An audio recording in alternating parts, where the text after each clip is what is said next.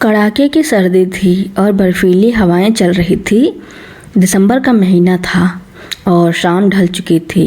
70 साल के राम प्रसाद एक सुनसान बस स्टॉप पर लकड़ी की बेंच पर बैठे ठिठुर रहे थे।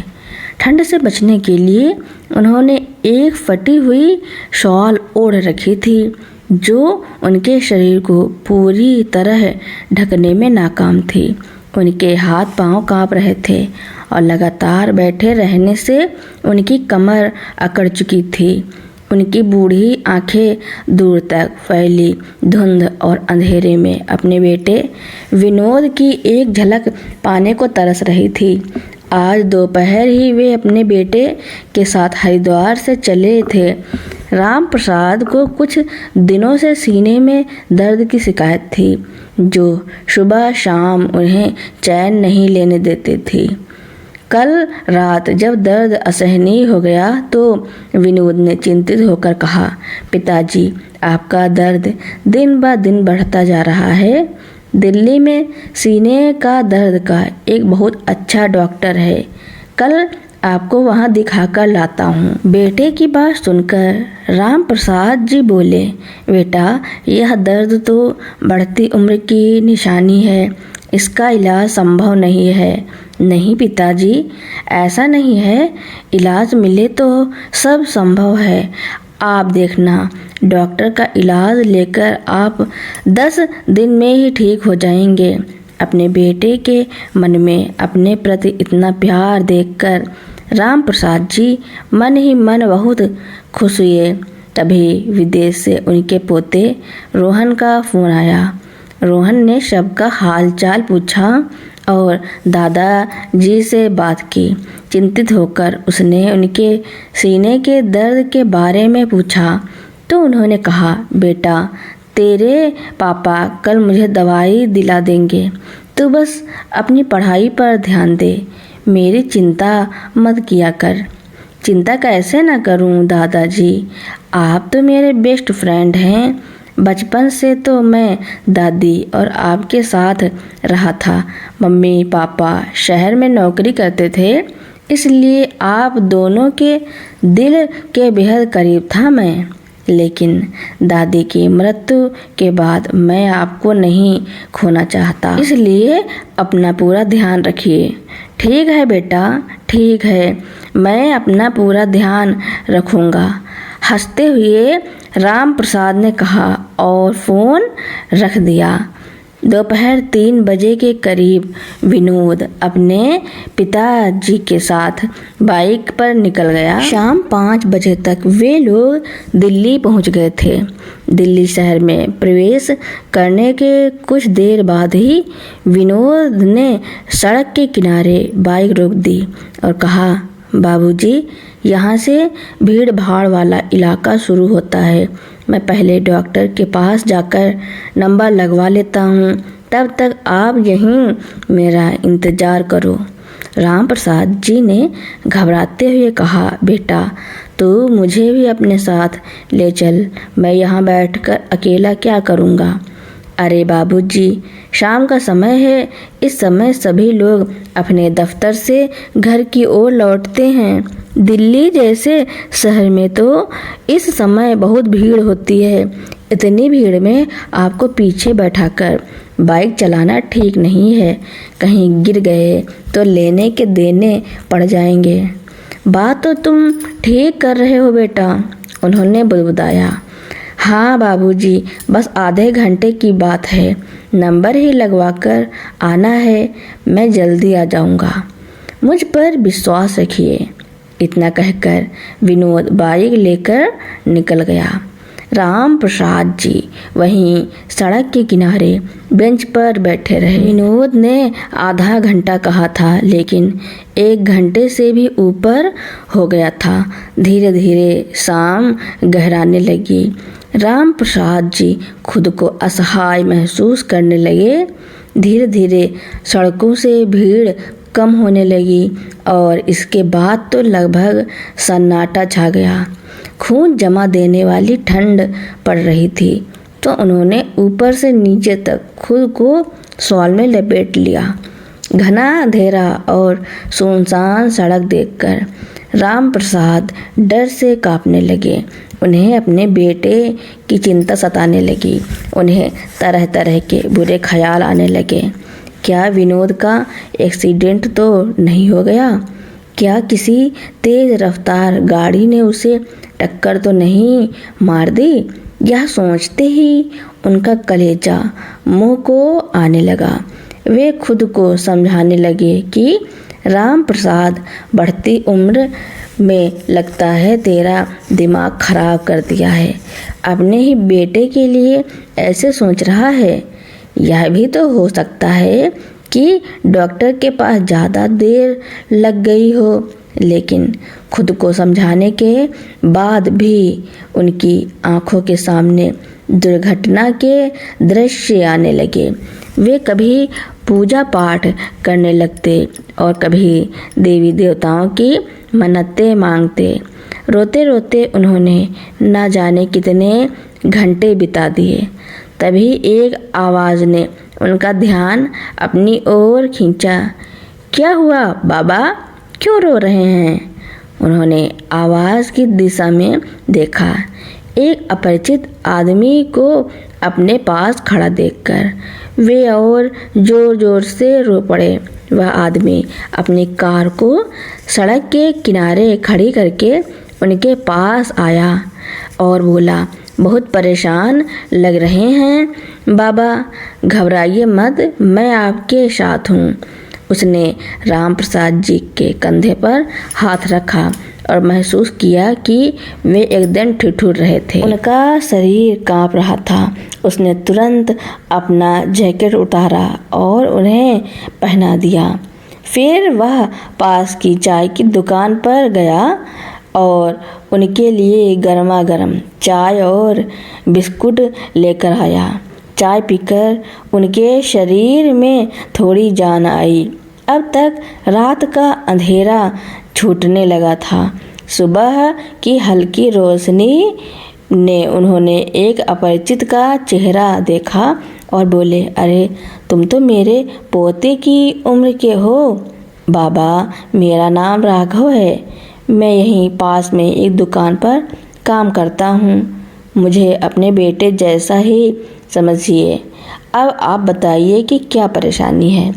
राघव, मेरा बेटा विनोद दोपहर से डॉक्टर के पास नंबर लगवाने गया था और मुझे यहाँ बैठने को कह गया था, लेकिन वह अब तक नहीं पहुँचा। बाबा, आपको चिंता करने की कोई ज़रूरत नहीं है। आप मुझे अपने बेटे का फ़ोन नंबर दीजिए, मैं उन्हें फ़ोन लगाता हूँ। लेकिन बेटा, मुझे उसका फ़ोन नंबर याद नहीं है। तो बाबा, हम एक काम करते हैं, मैं आपको आपके घर ही ले चलता हूँ। आपको अपने घर का पता तो मालूम है ना? हाँ बेटा, अच्छे तरीके से याद है। राघव उन्हें अपनी कार में बैठाकर घर छोड़ने के लिए ले गया। रास्ते में एक ढाबे पर रुककर उसने राम प्रसाद जी को नाश्ता भी करवाया। बेटा, तुम इंसान के रूप में देवता से कम नहीं हो। भगवान तुम्हारी खुशियाँ सदा बनाए रखे। राम प्रसाद जी उसे ढेरों आशीर्वाद देने लगे। जैसे ही राघव राम प्रसाद को लेकर उनके घर पहुंचा, देखा तो घर के बाहर ताला लगा था। राघव ने उनके पड़ोसियों से विनोद के बारे में जानकारी ली। पूछने पर पता चला कि विनोद तो अपनी पत्नी के साथ सुबह ही सुबह शिमला घूमने के लिए निकल गया है। राघव ने उनके पड़ोसियों से विनोद का फ़ोन नंबर लिया और तुरंत उसे फ़ोन लगाया। क्या मैं विनोद से बात कर रहा हूँ? राघव ने कहा। दूसरी तरफ से आवाज़ आई, जी हाँ, मैं विनोद ही बोल रहा हूँ। कहिए, क्या बात है? जी, मेरा नाम राघव है। मैंने आपके बाबूजी को उस बस स्टॉप पर ठंड में रोते हुए देखा जहां आप कल उन्हें छोड़कर आए थे। शायद आप किसी ज़रूरी काम में फंस गए होंगे। इसलिए मैं उन्हें उनके घर वापस छोड़ने आया हूँ, परंतु यहाँ तो घर पर ताला लगा है। क्या आप मुझे बता सकते हैं कि मैं उन्हें कहाँ छोड़ूं? सुनिए मिस्टर, ज़्यादा हमदर्दी दिखाने की कोई आवश्यकता नहीं है। अपने काम से काम रखो, और हाँ, अगर छोड़ना ही है तो उन्हें वृद्धाश्रम छोड़ दो। अब हमारा उनसे कोई वास्ता नहीं है, लेकिन मेरी बात तो सुनिए। Hello hello. राघव इधर से बोलता रहा और उधर से फ़ोन कट चुका था। बेटा, बात हुई विनोद से? मेरा बेटा ठीक तो है ना? वह मुझे लेने क्यों नहीं आया? कुछ तो बताओ बेटा। हाँ बाबा, आपका बेटा बिल्कुल ठीक है, और वह आपको लेने इसलिए नहीं आया क्योंकि वह आपको लाना चाहता ही नहीं था, वह आपसे पीछा छुड़ाना चाहता है। सच कहूँ, आपके बेटे की नीयत में खोट तो मुझे भी लग रहा था, वरना इतनी ठंड में कोई अपने बूढ़े बाप को इस हालत में छोड़कर क्यों जाएगा? बाबा, अब मेरी बात मानिए, आप वृद्धा आश्रम चलिए, मैं आपको छोड़ देता हूँ। राम प्रसाद जी उसकी ओर देखते रहे। उनकी आंखें डबडबा गईं और बोले, मैं कोई लावारिस तो नहीं, मेरा भी घर परिवार है। मुझे वृद्धाश्रम में छोड़ने की बात तुम्हारे दिमाग में आई भी कैसे? यह बात मुझे आपके बेटे ने कही है, राघव ने कहा कांपती और रुआसी आवाज में। राम प्रसाद जी बोले, आखिर मेरा अपना ही बेटा मुझे बोझ क्यों समझेगा? मुझे 2 वक्त की रोटी देना मेरी बहू को क्यों खटकने लगा? नहीं नहीं, मेरे बेटा बहू इतने एहसान फरामोश नहीं हो सकते, कभी इतना नीचे गिर ही नहीं सकते। तुम्हें कोई गलत फहमी हुई है बाबा। मेरे मोबाइल में की गई कॉल की रिकॉर्डिंग रहती है आपके बेटे से। जो बात हुई मैं उसे आपको सुनाता हूँ।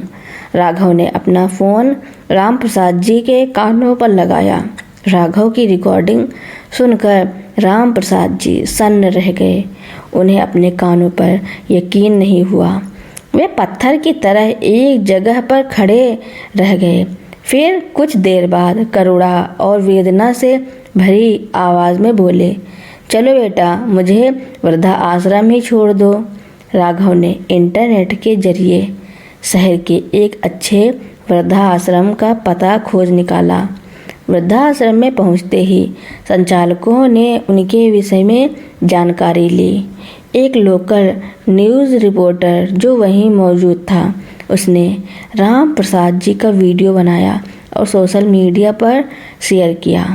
राम प्रसाद जी का पोता रोहन, जो विदेश में रहता था, सोशल मीडिया पर अपने शहर की खबरें अक्सर देखता था। एक दिन फेसबुक पर वीडियो देखते देखते उसे अपने दादाजी का वीडियो दिखाई दिया। एक पल के लिए उसे लगा कि नहीं, ये मेरे दादाजी नहीं हो सकते, लेकिन जब रिपोर्टर ने नाम लेकर उन्हें संबोधित किया तो उसे यकीन हो गया कि ये उसके दादाजी ही हैं। उनका रोता हुआ चेहरा और उसके माता पिता की करतूत ने उसके हृदय को जैसे चीर कर रख दिया। उसने तुरंत अपने घर पर फ़ोन लगाया और हमेशा की तरह पहला सवाल पूछा, माँ, दादाजी कहाँ हैं? वो ठीक तो है ना? मुझे उनकी चिंता हो रही है। उसकी बात सुनकर उसकी माँ बोली, बेटा, कभी अपने माँ बाप का हाल भी पूछ लिया करो। तुम्हें तो बस अपने दादाजी का ही ख्याल रहता है। तुम्हारे दादाजी बिल्कुल ठीक है। अच्छा, तो मेरी बात करवाइए उनसे, रोहन ने कहा। तो उसकी माँ हकलाते हुए बोली, बेटा, वो तो अपनी मित्र से मिलने अपने गांव गए हैं। रोहन समझ गया कि वे लोग सीधे तरीके से उसे कुछ नहीं बताएंगे। उसने फ़ोन रखा और तुरंत भारत आने की तैयारी करने लगा। करीब 10 दिन बाद वह भारत पहुंचा और अपने शहर पहुंचते ही वह सबसे पहले उस वृद्धा आश्रम में गया, जिसका पता और फ़ोन नंबर उसे रिपोर्टर ने वीडियो के अंत में दिया था। जब वह वृद्धाश्रम के हॉल में पहुंचा तो देखा कि उसके दादाजी एक चारपाई पर बैठे हुए अखबार पढ़ रहे थे। उसकी आंखें भर आईं। अपने दादाजी को देखते ही वह झट से उनके गले लगकर सिसक कर रो पड़ा। कुछ देर दोनों यूं ही बैठे रहे। फिर खुद को संभालते हुए दादाजी ने पूछा, तू कब आया? रोहन ने कहा, दादाजी मैंने आपका वीडियो देखा था। मुझे समझ नहीं आया आखिर यह सब कैसे हो गया। मुझे बताइए दादाजी। लेकिन दादाजी उसे कुछ बताने को तैयार नहीं थे। फिर रोहन ने उनका हाथ अपने सिर पर रखते हुए कहा, आपको मेरी कसम, अब मुझे सारी बात बताइए। जैसे ही रोहन ने उन्हें अपनी कसम दी तो उन्होंने अपना सिर अपने पोते की गोद में रख दिया, मानो वह कब से किसी अपने का प्यार पाने को तरस रहे हों। उन्होंने अपनी आप बीती सुनाई तो रोहन गुस्से से तमतमा उठा। चलिए पिताजी, आप मेरे साथ चलिए। नहीं बेटा, पहले ही मेरा बहुत तमाशा बन चुका है। अब मैं उस घर में वापस नहीं जाऊंगा। अरे आप चलिए तो। ऐसा कहकर वह अपने दादाजी को लेकर वृद्धाश्रम से बाहर आया और उनके साथ टैक्सी में बैठकर अपने घर की ओर गया। घर पहुंचकर अपने दादाजी को टैक्सी में ही बैठाकर उसने डोर बेल बजाई। जैसे ही उसकी माँ ने दरवाज़ा खोला तो सामने अपने बेटे को देखकर उसके चेहरे पर आश्चर्य और खुशी के भाव एक साथ आ गए। फिर अपने पति को आवाज़ देते हुए बोली, अजी सुनते हैं? आकर देखिए तो कौन आया है। विनोद आवाज़ सुनकर दौड़ा आया।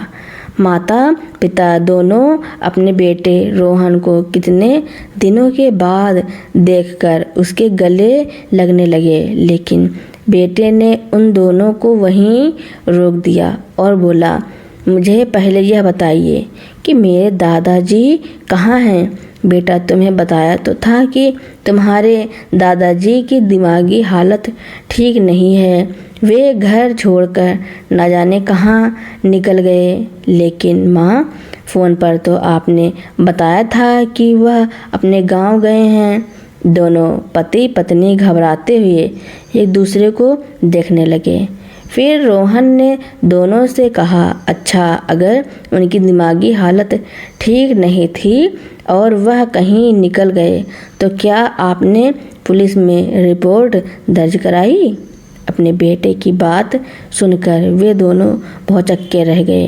वे कोई जवाब सोच ही रहे थे।